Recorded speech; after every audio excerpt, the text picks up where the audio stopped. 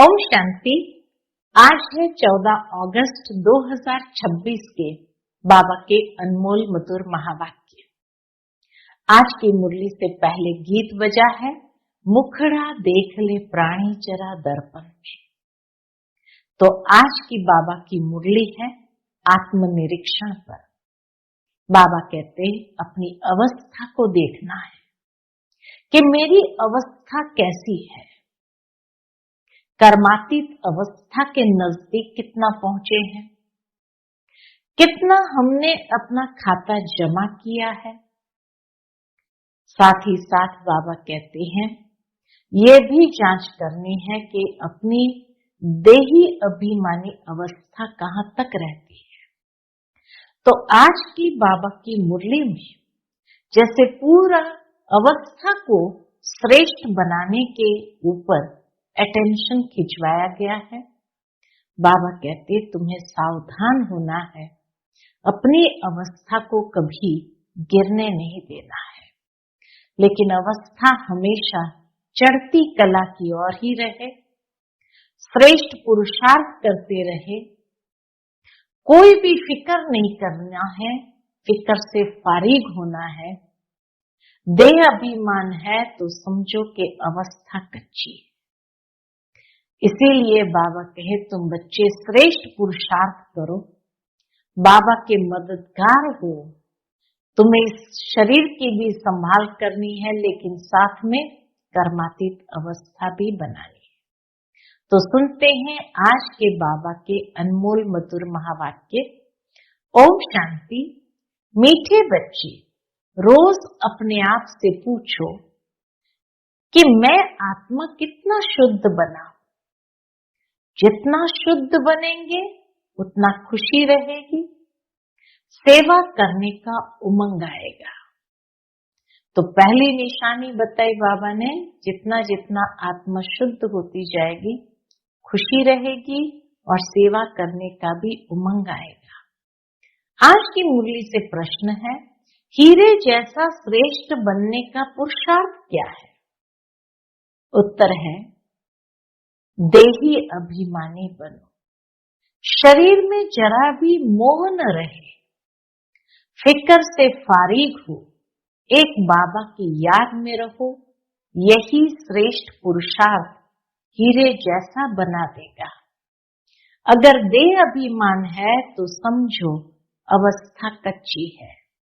बाबा से दूर हो, तुम्हें इस शरीर की संभाल भी करनी है, क्योंकि इस शरीर में रहते कर्मातीत अवस्था को पाना है।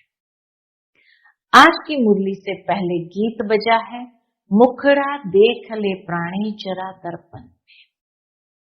ओम शांति। बाप बच्चों को समझाते हैं कि जिसके योग बल से पाप कटते हैं उनको खुशी का पारा चढ़ जाता है। योग बल से जितना पाप कटते जाते हैं, हल्के हो जाते, तो खुशी का पारा चढ़ जाता है। अपनी अवस्था को आप ही बच्चे जान सकते हैं। जब अवस्था अच्छी होती है तो सर्विस का शौक बहुत अच्छा होता है। जितना जितना शुद्ध होते जाएंगे उतना औरों को भी शुद्ध अथवा योगी बनाने का उमंग आएगा, क्योंकि तुम राजयोगी व राज ऋषि हो। हठयोग ऋषि तत्व को भगवान मानते हैं और राजयोग ऋषि भगवान को बाप मानते हैं। हठयोग ऋषि तत्व को भगवान मानते हैं, राजयोग ऋषि भगवान को बाप मानते हैं। तत्व को याद करने से उन्हों के कोई पाप नहीं कटते हैं।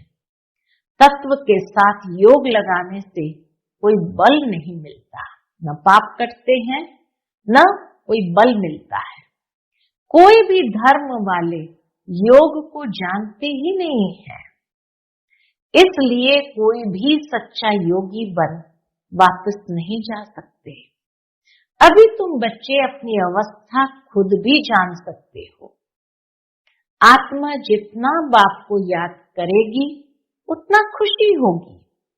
अपनी जांच रखनी है। ये खुशी का मीटर देखते रहना है और बाबा कहते अपनी जांच रखनी है। योग बल बढ़ता जाएगा, पाप करते जाएगा, खुशी बढ़ेगी। याद में रहेंगे, इतनी खुशी बढ़ेगी। सेवा करते हुए भी खुशी बढ़ती जाएगी। बच्चे भी एक दो की अवस्था को, अपनी अवस्था को जान सकते हैं। देखना है हमारा कोई शरीर में भान तो नहीं है। देह अभिमान है तो समझो हम बहुत कच्चे हैं, बाबा से बहुत दूर है। देह अभिमान है तो बहुत कच्चे हैं, बाबा से बहुत दूर है। बाप फरमान करते हैं, बच्चे तुम्हें अब हीरे जैसा बनना है। बाप देही अभिमानी बनाते हैं, बाप को देह अभिमान होता नहीं। देह अभिमान होता है बच्चों को। बाप की याद से तुम देही अभिमानी बनेंगे। अपनी जांच करते रहो, हम कितना समय याद करते हैं। जितना याद करेंगे उतना खुशी का पारा चढ़ेगा और अपने को लायक बनाएंगे। ऐसे भी मत समझना कि कोई बच्चे कर्मातीत अवस्था को पहुंच गए हैं। नहीं, रेस चल रही है। रेस जब पूरी होगी तब फाइनल रिजल्ट होगी, फिर विनाश भी शुरू हो जाएगा। तब तक ये रिहर्सल होती रहेगी, जब तक कर्मातीत अवस्था आ जाए। हम किसी की बुराई नहीं कर सकते। बाबा कहते हम किसी की भी बुराई नहीं कर सकते, अंत में ही सबका पता पड़ेगा। अभी तो थोड़ा टाइम पड़ा है। यह दादा भी कहते हैं, मीठे बच्चे अभी थोड़ा समय पड़ा है। इस समय एक भी कर्मातीत अवस्था को पा न सके। बीमारी आदि होती है, इसको कर्म भोग कहा जाता है। भोगना का और किसको पता नहीं पड़ता है, वह अंदर की पीड़ा होती है। बाहर से भोगना दिखाई देती है, लेकिन अंदर की पीड़ा कितनी है वो तो व्यक्ति खुद ही जान सकता है।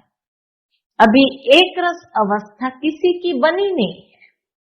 जितनी कोशिश करते हैं उतना विकल्प तूफान बहुत आते हैं। तो बच्चों को कितनी खुशी रहनी चाहिए।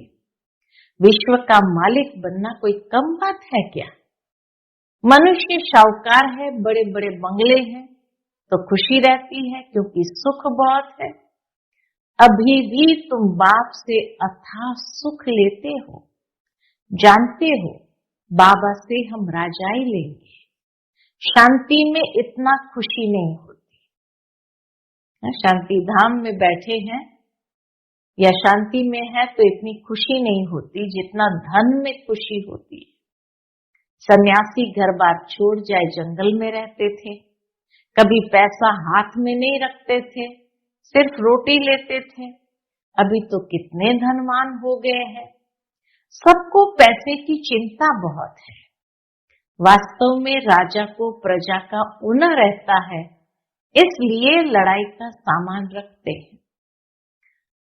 सतयुग में तो लड़ाई आदि की कोई बात ही नहीं है। अभी तुम बच्चों को खुशी होती है, हम अपनी राजाई में जाते हैं, वहां डर की कोई बात नहीं। सतयुग में डर की कोई बात नहीं होती, टैक्स आदि की भी बात नहीं।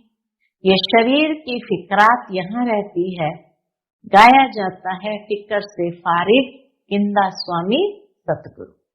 तुम जानते हो फिक्र से फारिग होने के लिए अभी हम इतना पुरुषार्थ करते हैं, फिर 21 जन्म लिए कोई फिक्रात नहीं रहेगी। बाबा को याद करने से तुम बहुत अडोल रहेंगे। रामायण की कथा भी तुम्हारे पर है, तुम ही महावीर बनते हो। आत्मा कहती है हमको रावण हिला नहीं सकता। वह अवस्था पिछाड़ी को आएगी, अभी तो कोई भी हिल जाएंगे। फिक्रात रहेगी। जब विश्व में लड़ाई लगेगी तो अब समझेंगे अब टाइम आ गया है। जितना बाप को याद करने का पुरुषार्थ करेंगे उतना फायदा होगा। पुरुषार्थ करने का अभी ही समय है, फिर तो विनाश की धूमधाम होगी। अभी तो शरीर में भी मोह रहता है ना। बाबा खुद कहते हैं शरीर की संभाल रखो, अंतिम शरीर है, इसमें ही पुरुषार्थ कर कर्मातीत अवस्था को पाना है। जीते रहेंगे, बाप को याद करते रहेंगे। बाप समझाते हैं बच्चे जीते रहो, जितना जिएंगे उतना बाप को याद कर उच्च वर्षा लेंगे। अभी तुम्हारी कमाई होती रहती है। शरीर को निरोगी तंदुरुस्त रखो, गफलत नहीं करनी है। खान पान की संभाल रखेंगे तो कुछ नहीं होगा। एक रस चलन से शरीर भी तंदुरुस्त रहेगा।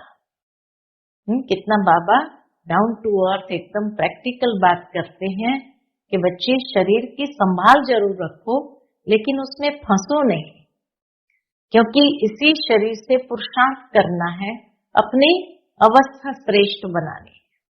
तो इसीलिए बाबा कहते एक रस चलन से शरीर भी तंदुरुस्त रहेगा। ये अमूल्य तन है, इसमें पुरुषार्थ कर देवी देवता बनते हो तो बलिहारी इस समय की है। खुशी रहनी चाहिए। जितना बाप और वर्षे को याद करेंगे उतना नारायणी नशा चढ़ा रहेगा। बाप की याद से ही तुम ऊंच से ऊंच पद पाएंगे। देखना है हम कितना खुशी में, कितना फुकुर में रहते हैं। गरीबों को तो और ही खुशी रहनी चाहिए। शाहूकारों को तो धन का फिक्र रहता है। बाबा कहते गरीबों को तो खुशी रहनी चाहिए, शाहूकारों को तो धन का फिक्र रहता है। तुम्हारे में कुमारियों को कोई फिक्र नहीं है। हाँ, कोई के मित्र संबंधी गरीब है तो संभाल रखनी पड़ती है, जगाते भी रहना है। अगर नहीं जगते हैं तो फिर कहाँ तक मदद करते रहेंगे। बाबा कहते हैं ना, तुम सर्विसेबल खुद बनो व स्त्री को रूहानी सर्विस में दो। तुम हो बाबा के मददगार। मदद तो सबको चाहिए ना, अकेला बाप भी क्या करेगा, बाबा को भी मदद चाहिए। कितनों को मंत्र दे, हम तुमको देते हैं, तुमको फिर औरों को देना है। कलम लगाना है। बच्चों को कहते रहते हैं जितना हो सके मददगार बनो, मंत्र देते जाओ। तुम्हारे शास्त्रों में भी है कि सबको पैगाम दिया था कि बाप आए हैं, वर्षा लेना है तो बाप को याद करो। देहधारियों को याद नहीं करो, देहधारियों को याद नहीं करो। अपने को आत्म समझ बाप को याद करेंगे तो तुम्हारे विकर्म विनाश होंगे और वर्षा मिल जाएगा। गीता तो बहुत सुनते सुनाते हैं, उसमें प्रसिद्ध अक्षर है मन मना भव। गीता में सबसे प्रसिद्ध अक्षर है मन मना भव। बाप को याद करो तो मुक्ति को पाएंगे। सन्यासी भी ये पसंद करेंगे। मध्याजी भव अर्थात जीवन मुक्ति। मध्याजी भव माना ब्रह्मा विष्णु शंकर में मध्य में है विष्णु। तो मन मना भव होंगे, बाबा को याद करेंगे तो मध्याजी भव माना विष्णु के राज्य में जाने के हकदार बनेंगे, अर्थात जीवन मुक्ति में जाएंगे।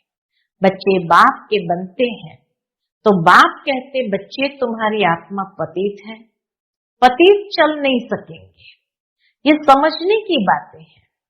तुम भारतवासी सतो प्रधान थे, तमो प्रधान बने, अब फिर सतो प्रधान बनना है। तो बाप कहते पुरुषार्थ करो तो उच्च पद मिलेगा।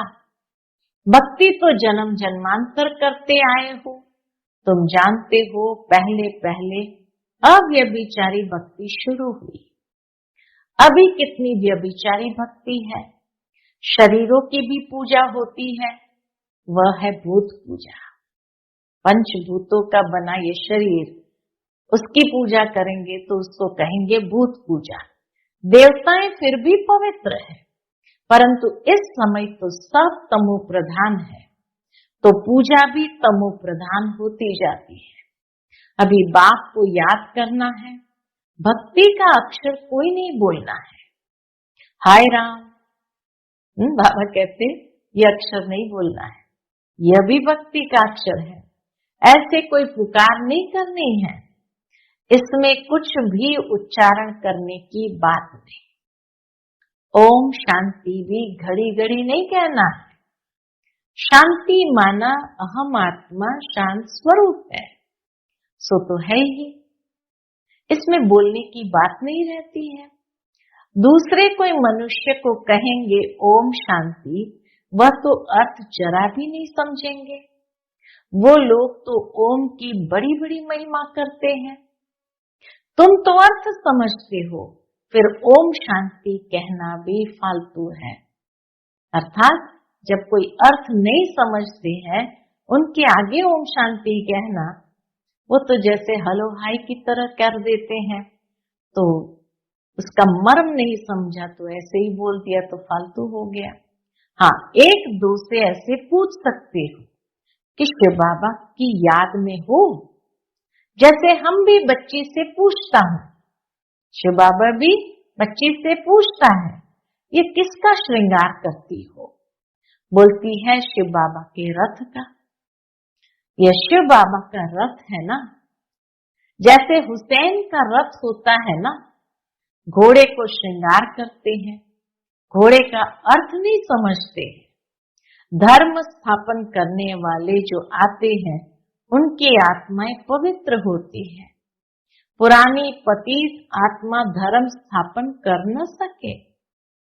तुम धर्म स्थापन नहीं करते हो, शिव बाबा तुम्हारे द्वारा करते हैं, तुमको पवित्र बनाते हैं। वो लोग भक्ति मार्ग में बहुत श्रृंगार आदि करते हैं, यहाँ श्रृंगार पसंद नहीं करते हैं, बाह्य श्रृंगार की बात ही नहीं। बाप कितना निरहंकारी है, खुद कहते हैं हम बहुत जन्म के अंत के भी अंत में आता हूं। पहले सतयुग में होगा श्री नारायण, श्री लक्ष्मी से भी पहले श्री नारायण आएगा, वह तो बड़ा होगा ना, इसलिए श्री कृष्ण का नाम गाया हुआ है। तो सबसे पहला जन्म होगा ही श्री कृष्ण का। श्री नारायण से भी श्री कृष्ण की महिमा जास्ती करते हैं, श्री कृष्ण की ही जन्माष्टमी मनाते हैं, श्री नारायण का बर्थडे नहीं मनाते। ये कोई नहीं जानते कि श्री कृष्ण सो श्री नारायण, नाम तो बचपन का ही चलेगा ना। फलाने ने जन्म लिया, उसका बर्थडे मनाते हैं, इसलिए श्री कृष्ण का ही मनाते। श्री नारायण का किसको पता ही नहीं है। पहले पहले शिव जयंती, फिर है कृष्ण जयंती, फिर राम की नवमी। शिव के साथ गीता का भी जन्म होता है। शिव बाबा आते ही हैं बहुत जन्मों के अंत के जन्म में। बुजुर्ग अनुभवी रथ में ही आते हैं, शिव बाबा बुजुर्ग अनुभवी रथ में ही आते हैं। कितना अच्छा समझाया हुआ है, तो भी किसकी बुद्धि में नहीं आता। बात कहते ये ज्ञान प्राय लोप हो जाता है। जब मैं आकर सुनाऊं तब तुम भी सुना सकते हो। जब बाबा आकर के सुनाते हैं तभी बाबा कहे तुम भी सुना सकते हो। अभी तुम बच्चे जानते हो हम भविष्य में एक्यूरेट ये देवी देवता बनेंगे। बाबा ने 2-3 प्रकार के साक्षात्कार किए थे। साकार बाबा ने 2-3 प्रकार के साक्षात्कार किए थे। यह बनूंगा, ताज वाला बनूंगा, पगड़ी वाला बनूंगा, ये सब बाबा ने साक्षात्कार किया था। 2-4 राजाई के जन्मों का साक्षात्कार किया था। अभी तुम समझ सकते हो, इन बातों को दुनिया में और कोई समझ नहीं सकते।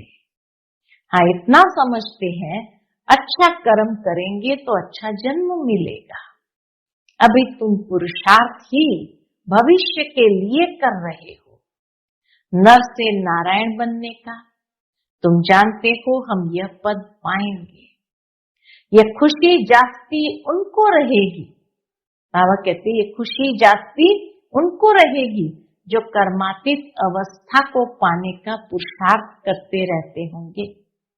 कहते हैं बाबा हम तो मम्मा बाबा को फॉलो करेंगे, तब तो तख्त पर बैठ सकेंगे। यह भी समझ चाहिए कितनी हम सर्विस करते हैं और कितना खुशी में रहते हैं। खुद खुशी में रहेंगे तो दूसरों को भी खुशी में लाएंगे। अंदर कोई खराबी होगी तो दिल खाती रहेगी। कोई आकर कहते हैं बाबा हमारे में क्रोध है, ये भूत है हमारे में। फिक्र की बात हुई ना, भूत अंदर में है तो जरूर फिक्र तो होगी। भूत को रहने नहीं देना चाहिए। क्रोध क्यों करें? प्यार से समझाना होता है। बाबा कोई पर क्रोध थोड़ी करेंगे। शिव बाबा की महिमा है ना, बहुत फालतू झूठी महिमा भी करते हैं। मैं करता क्या हूँ? मुझे कहते आकर पतित से पावन बनाओ, जैसे डॉक्टर को कहते हैं हमारी बीमारी दूर करो। वह दवाई दे इंजेक्शन लगाते हैं, सो तो उनका काम ही है, बड़ी बात थोड़ी है। अगर डॉक्टर ने इंजेक्शन लगाया दवाई दी तो ये तो उसका काम ही है, इसमें बड़ी बात थोड़ी है। पढ़ते ही है सर्विस के लिए, जास्ती पढ़ते हैं तो जास्ती कमाई करते हैं। बाप को तो कोई कमाई नहीं करनी है, उनको तो कमाई कराना है। बाबा कहते मुझे तुम अविनाशी सर्जन भी कहते हो, ये जास्ती महिमा कर दी है। पतित पावन को कोई सर्जन नहीं कहा जाता, पतित पावन को कोई सर्जन नहीं कहा जाता, ये सिर्फ महिमा है। बाप तो सिर्फ कहते हैं, क्या कहते हैं? मुझे याद करो तो तुम्हारे विकर्म विनाश होंगे। बस मेरा पार्ट ही है तुमको ये समझाने का कि माम एकम याद करो। जितना याद करेंगे उतना उच्च पद पाएंगे। यह है ही राजयोग का ज्ञान। गीता जिन्होंने पढ़ी है उनको समझाना सहज होता है। तुम पूज्य राजाओं के राजा बनते हो, फिर पुजारी बनेंगे। तुमको मेहनत करनी है। तुम विश्व को पवित्र बनाते हो, कितना भारी मर्तबा है। तुम सब उंगली देते हो। बाबा कहते तुम सब उंगली देते हो, कलयुगी पहाड़ को पलटा दे, है ना। ये कलयुग रूपी पहाड़ को उठाने के लिए सबने अपनी उंगली का सहयोग दिया। बाकी पहाड़ आदि कुछ भी है नहीं। अब तुम जानते हो नई दुनिया आनी है, इसलिए राजयोग जरूर सीखना है। बाप ही आकर सिखलाते हैं, सतो प्रधान बनना है। जो कल्प पहले बने होंगे उनको समझाने से जचेगा। बात तो ठीक कहते हैं। बरोबर बाप ने कहा था मन मना भव। अक्षर संस्कृत है, बाप तो हिंदी में कहते हैं मुझे याद करो। अभी तुम समझते हो हम कितने उच्च धर्म उच्च कर्म वाले थे, तब तो गायन है। 16 कला संपन्न संपूर्ण निर्विकारी मर्यादा पुरुषोत्तम। अब फिर ऐसा बनना है, अपने को देखना है कहाँ तक हम सतो प्रधान बने। अपने को देखना है कहाँ तक हम सतो प्रधान बने हैं, पावन बने हैं। कहाँ तक नरकवासियों को स्वर्गवासी बनाने की सेवा करते हैं। बाबा कहते अपने को देखते रहो। अच्छा, मीठे मीठे सिखिलदे बच्चों प्रति माता पिता बाप दादा का याद प्यार और गुड मॉर्निंग। रूहानी बाप की रूहानी बच्चों को नमस्ते। हम सब रूहानी बच्चों की रूहानी माता पिता बाप दादा को याद प्यार, गुड मॉर्निंग और नमस्ते नमस्ते। शुक्रिया बाबा, शुक्रिया। आज की मुरली से धारणा के लिए मुख्य सार है। पहली पॉइंट, बाप समान निरहंकारी बनना है। इस शरीर की संभाल करते हुए शिव बाबा को याद करना है। रूहानी सर्विस में बाप का मददगार बनना है।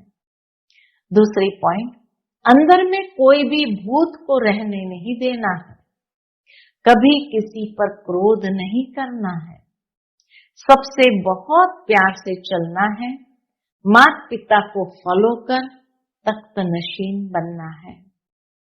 आज का बाप दादा का मधुर वरदान हम बच्चों के प्रति है, स्वार्थ शब्द के अर्थ को जान, सदा एक रस स्थिति में स्थित होने वाले सहज पुरुषार्थी भव। स्वार्थ शब्द के अर्थ को जान, सदा एक रस स्थिति में स्थित होने वाले सहज पुरुषार्थी भव।